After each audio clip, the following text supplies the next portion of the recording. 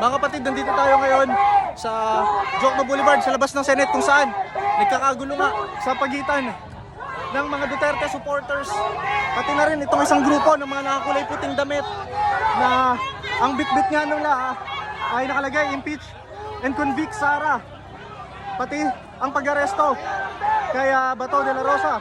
So sila yung mga nakasuot ng puti dito, may kita ninyo hanggang doon sila sa dulo.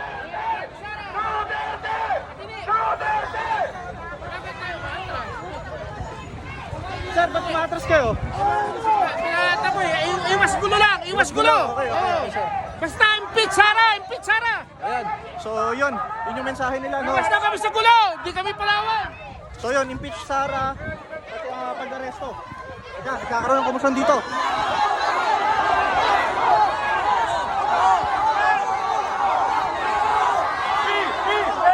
Umabante na po yung mga nakulay puti.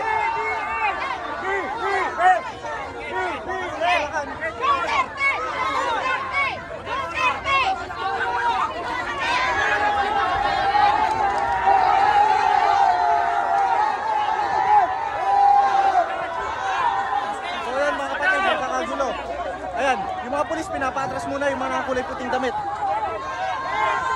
Pero sa ngayon tuloy-tuloy pa rin.